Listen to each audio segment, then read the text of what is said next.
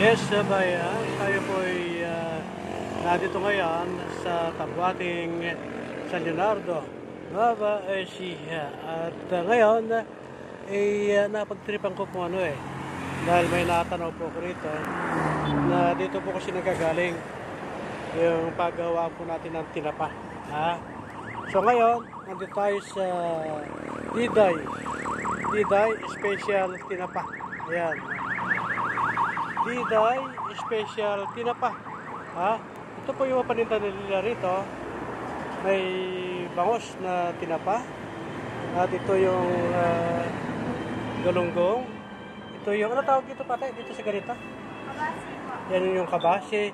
Ayan. So, bali, ito naman, tamban. So, ibig sabihin, yung bangos, yung galunggong, yung kabase at tamban. Apat na klase po yung kanilang tinapa rito.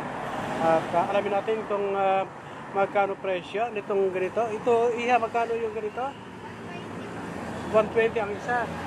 120 ang isa. Di per bilao yung lalagyan. Ano? Magkano isang ganon? Halimbawa? Ito po, bali ano po ito? 600 po. 600. Yung ganito? 120 din po. 120. Itong ganito, yung kabasi? 100 po. 100. Yung tamban? 60 po. 60. Pinakamura yung tamban, ano? Oo. Kayo ba may-ari nito? Pinapatinda lang. Magkano naman ang pasweldo sa'yo sa ganyan? 300 a day. Buti naman at kumikita ka, di ba? Hindi ka na ba nag-aaral? Bakit? Anong grade inabot mo?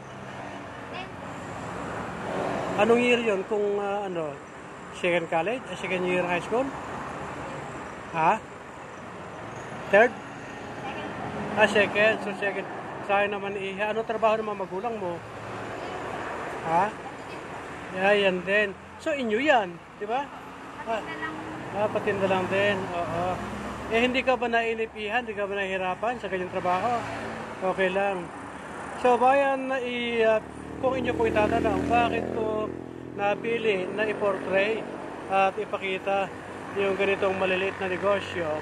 Nais ko po kasing malaman na ang karamihan, lalo higit yung nasa ating pamahalaan na may masektor po tayo na ganito po uri ng hanap buhay.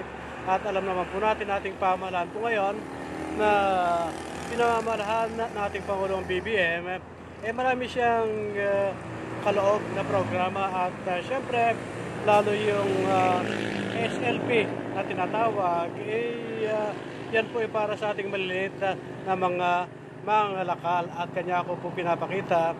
Nagsusumikap yung mga pamilya po ng ganitong mga tao dahil gusto nilang makatulong at magkaroon ng pagkakitaan pambuhay sa kanilang pamilya. Tulad ni Ine.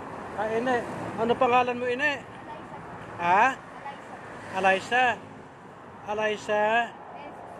Yun, isipin mo, second year high school. Mag-enroll ka sa susunod at i-file mo sa JP Party List sa Educational Assistance, matutulungan ka nun. Madali na lang naman i-file ito sa gapan lang. Alamin mo yung i-follow mo yung Congressman JP Pajero's Facebook page, makita mo rin yung requirement.